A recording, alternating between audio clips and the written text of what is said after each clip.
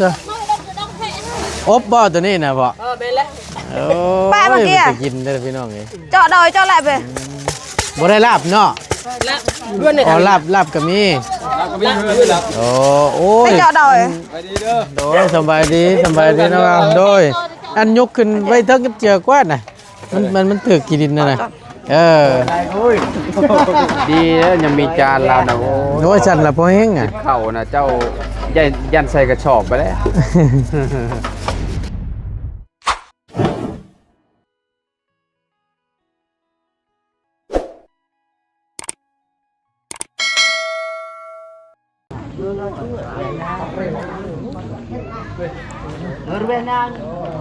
น้องพี่น้องเปิดคลิปเปิดภาพอีกบาทนี่เนาะบรรยากาศพี่น้องถือว่าเป็นใจเนาะเมื่อวานนี่ฝนตกเปิดมื้อนี่ท้องฟ้าเนาะแจ่มใสถือว่าเป็นใจให้ก็ว่าได้เนาะมื้องามยามดีวันที่ FC รอคอยก็มาถึงแล้วพี่น้องบ้านเพื่อนน้องป๊อปเนาะหรือว่ามื้อนี้ก็เป็นอีกมื้อนึงวันยกย่อเงินซานใหม่ของทางน้องเพิ่นเนาะก็ถือว่าแล้วเสร็จสิ้นเป็นที่เรียบร้อยถือว่าได้ขึ้นโค้งเนาะพร้อมกับทางอันนี้ละพี่น้องเอ้ยก็ถือว่า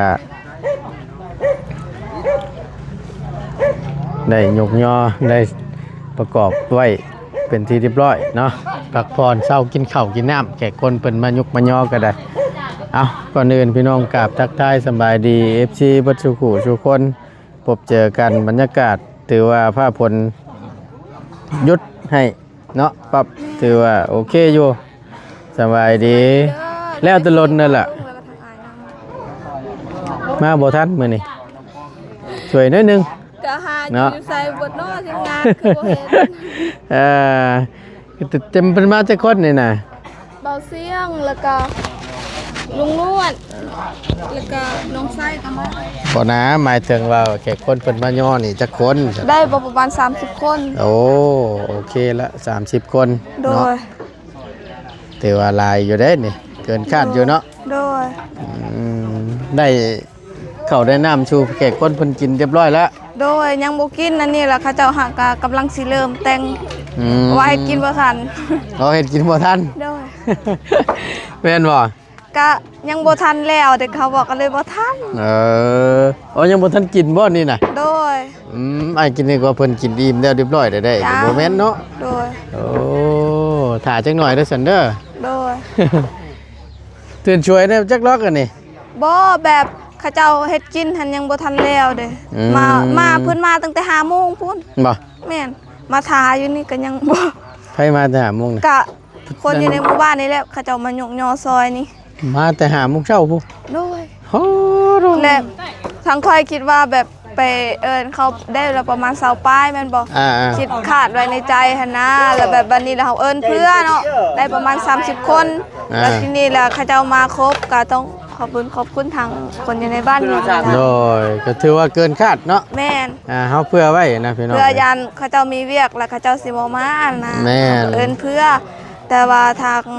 จุอ้ายเพิ่นก็มาแบบครบเลยก็น้องก็ดีใจแฮงด้วยโดยเอาก็มีแต่ว่าไผจะเจ้าผู้เป็นลาบชิ้นลาบอยู่ไสอยู่เพื่อนนาบ่าวเฮ็ดอยู่เพื่อนนาบ่าวเจ้าพุทธโดยเดี๋ยวไปเฮ็ดเข้าก่อนเฮ้ยแล้วลองล่ะลงน้ำจิ้นล่ะลงน้ำจิ้นละได้เวลาบาทนี่อบบ่ตัวนี้นะบ่เป็นแล้วไปเมื่อกี้จะกินได้พี่น้องไงเจาะดอยเจาะแหลบไปบ่ได้ลาบเนาะลาบก็มีโอ้ยเจาะดอยโดยสบายดีนะครับโดยอันยกขึ้นไว้เทิงกับเจือกว่าน่ะมันถือกินดินน่ะ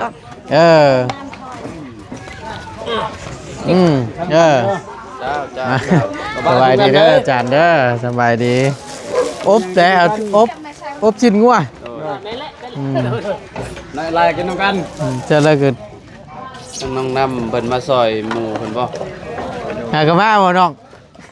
สบายดีเด้อน้องเด้อสบายดีมาช่วยน้องป๊อปบ่ ซอย จะช่วยเพิ่งโอ้ยเกือบ เข้าบ่ในกระสอบนะ แม่น นี่แหละจกใจอันนี้แหละใช่ ได้บ่มีอันนั้น อันนี้บ่ใส่อันเดียวกันนี่บ่ มีบ่โฟมน่ะ มีแต่ แบบมาให้เลย เป็นกล่องน่ะ เอาเป็นกล่องปิดเปิดบ่ ปิดเปิด บ่ได้ ยัด ซื้อ ใส่นี่เลยบ่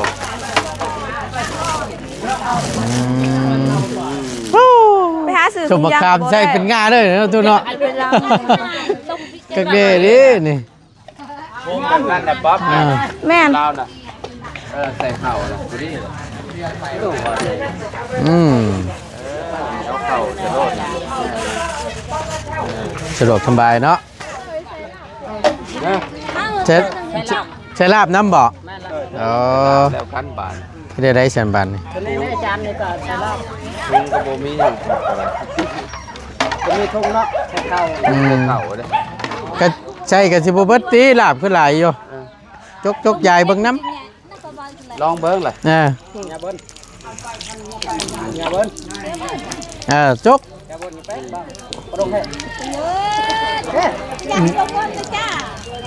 หนิ่งกันจกเข่าบ่เอ้ยเนาะ ดอกกี้ไปทีมงานตะบนเตอะทีมงานหนึงไปรถเข็บ มีบ่บวกทางล่าง ได้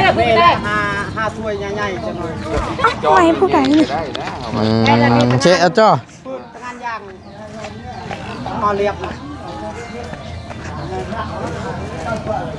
ไปเสิร์ฟบ่รถคนน่ะหน่วยเพื่อนเจ้า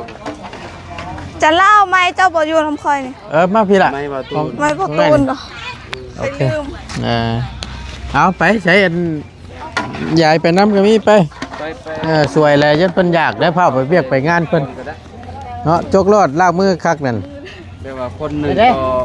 ห้าถ้วยในจกลาม เนี่ยตะเลยให้ตะเดาเลยแกจะทัน ตัดอ้อยนะ ให้ตะเดาเลยเนาะ ผู้ตักลาบก็ตัก เจ้าดงล่ะ แบบ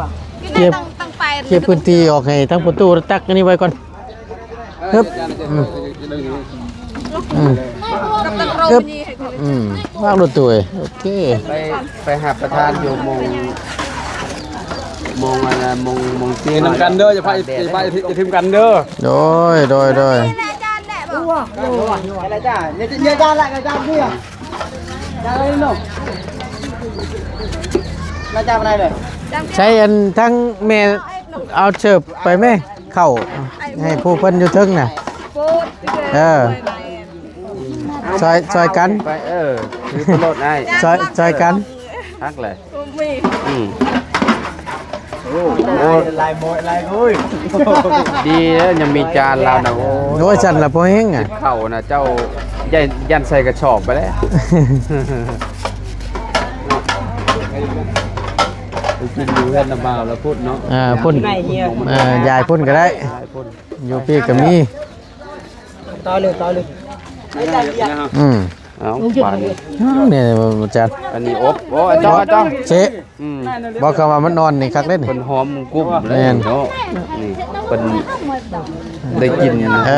บักขนาดได้ ถือน้ำรถได้เด้อพวกอบพวกแกงกันเด้อ อันนี้พวกนี้ก็คือไปน้ำเลยพวกอบนี่ ไปครับถือไปชูยายพูดแล้วอยู่เทิงพูดเพิ่นอยู่ทางใดแขกคนเพิ่น อยู่เพื่อนอันน่ะเนอยู่เพื่อนนั่นทางคนหน่วยเนกินอยู่หันเข้ากระทือไปน้ำ ได้ก็ ว่าตั้งแต่ปัดติย้อย หาหมองนั่งขึ้นเทิงกับวันนี้ ขึ้นนั่งกินอยู่เทิงก็ได้ เอ็นบวมเอ็นเลยบาทกี่บาทเดิม นั่นล่ะ ฟังนั่นดิฝากได้ครบแล้วบ่ฟังนั่นน่ะยังบ่ ในคืนดอกไหน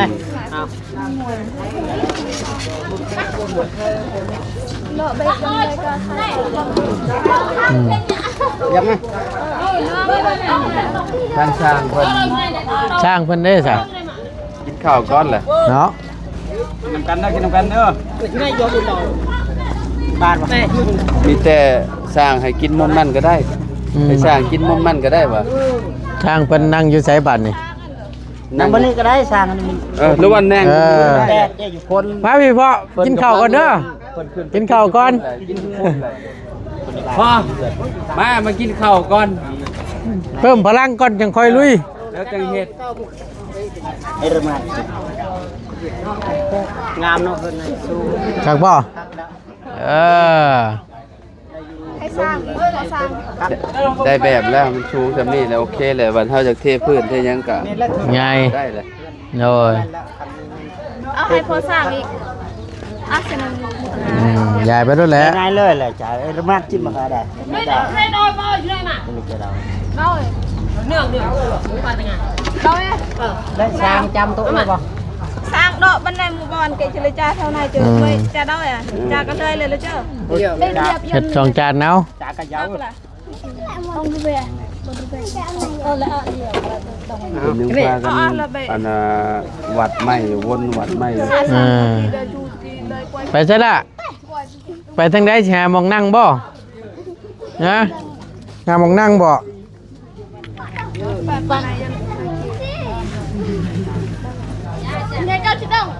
ใครแน่บาดนี้เนาะเพิ่น คือนี่ถ่ากันอยู่เนาะ เริ่มมานั่นเบิ่แล้วบาดนี้ แหมอะไรกินข้าวกินน้ำก็มีแห้งนี่แหละ ที่แรกคอยว่าเพิ่นกินแล้วเด้ออาจารย์เด้อ ยัง อย่าเช้าเมื่อยบ่วะ ค่อยมากับพอดีอันเรือต้นนี่เลย ยังทันอยู่เนาะเจ้าเนาะ อยู่ได้ คอยรถมาเรียบร้อยแล้วคอยน่ะ เพลงจุดท้ายเลยขึ้นเนาะ เจ้ามาแต่เศร้าๆจักห้องละพอช้างนะป๊อป พอสร้างกินข้าว มา ฮะ อ๋อถ่าคนหนึง โอ้ เพิ่นไปเข้าห้องน้ำก่อนตักถ่าเพิ่นโลดทำทีมงานไปกินข้าว มันยากหรอกทีมงานนะ แค่นี้แขกคนเพิ่นมายกย่อเฮือนให้ทั่วถึงดอกหลาย ให้เพิ่นกินอิ่ม มาบาน เผาได้เลยตักไว้เลยจนมากินได้นอกเนาะพอแห้งแล้ว บ่นี่สิตัก อดเด้อน่ะ ตัวนี้นะ กะเตรียมไว้ให้พร้อม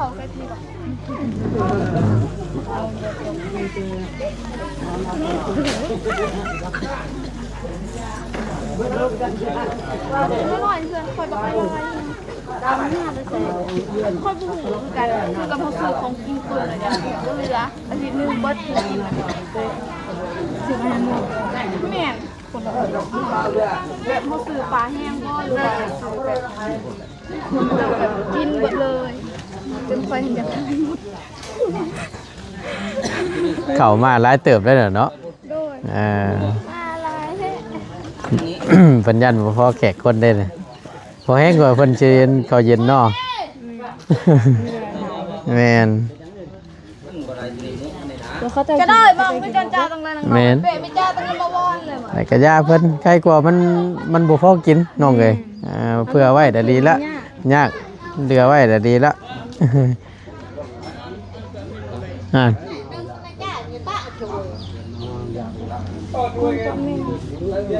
ว่าจีดอกเรียบนึงเตะดาวมันงาม ยังเบิดบ่อยู่นี่เรียบร้อยพอบ่ พอแล้ว โอเคเอาเผาไว้เด้อจักหน่อยเพิ่นวัดถ่านี่อยู่ไปย่างเบิ่งจักหน่อยหนึงพี่น้องถือว่าได้ครบเนาะในการหาคนก็น้องเพิ่นเพื่อไว้นั่นแหละพี่น้องเอ้ยน้องเพิ่นก็ว่าเฮาหาไว้30คนว่าซั่นเพื่อไว้ว่าซั่น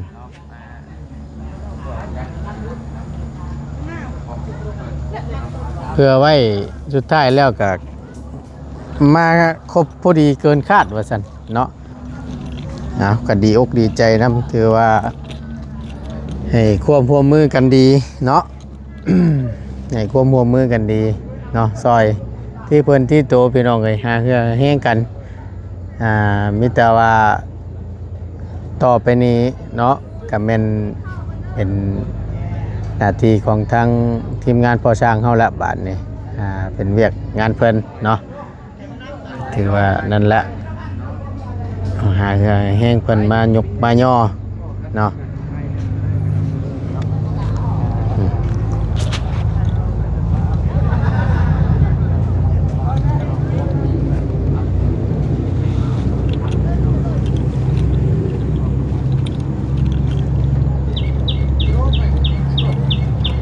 เบิ่งน้ำหอมก่อนจักหน่อยหนึงพี่น้องเอ้ย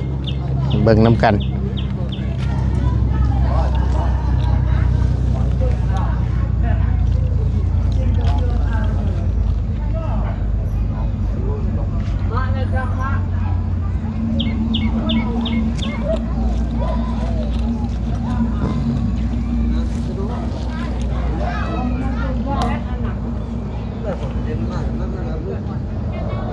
สร้างเพิ่นก็กำลังกินข้าวพี่น้องกินให้อิ่มเพิ่มพลังก่อนแล้วจังค่อยอันนั้นกันมาไปไวมาไปไวกำลังกินข้าวอยู่นั่นว้าวตะโล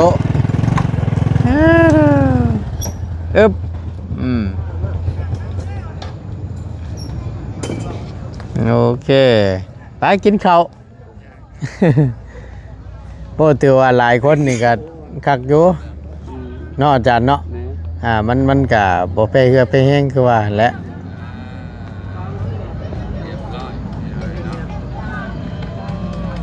โอ้เสาเฮือนถ้าว่าซ้ำกับเพื่อนน้องเลี้ยงนี่คึกเลยเด้อนี่เนาะอาจารย์เนาะตีนเสาปันใหญ่เสาตัวนี้มันผัดมันบ่ได้ส่วนมันลดน้อยนึงนะพี่น้องเอ้ยไข่เป็ดไข่ไก่ว่าซั่นซะคำได้เสาใหญ่คือเพื่อนน้องเลี้ยงนี่หน้า18หน้า18หน้า17หน้านั่นเพิ่นโอ้คักเลยแต่จำนี้ก็โอเคแล้วเนาะตอนนี้เสาตัวนี้นี่จำเพื่อนน้องเจดีหน้า15พี่น้องเอ้ยเนาะ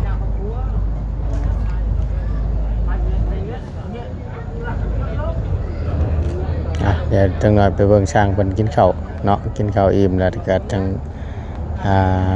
เข้าการต่อบาดนี้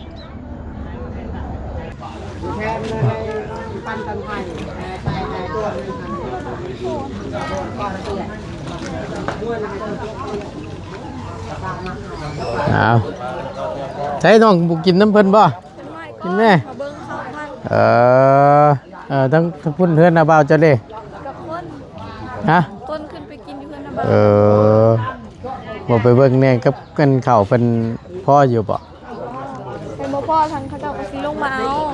เอาแนวนั้นเลยบ่ยันว่าย่างไปเบิ่งกับข้าวเฮาบ่พอแล้วก็เป็นจังได๋พ่อกินอยู่บ่เนาะ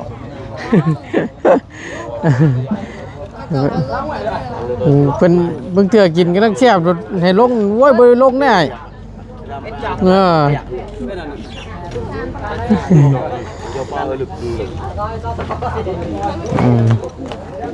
แซ่บอยู่บ่ไอ้แซ่บอยู่เนาะพ่อเนาะโดยเชิญแซ่บกินก้อนพ่อกินก้อนกินก้อน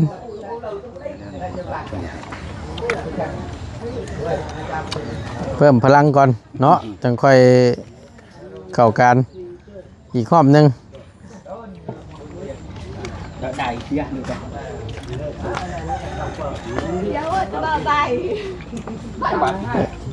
น้ำในได้ใช่ละฮะใช้อันทั้งผู้ได้ใช่กินเยอะเจ้าบ่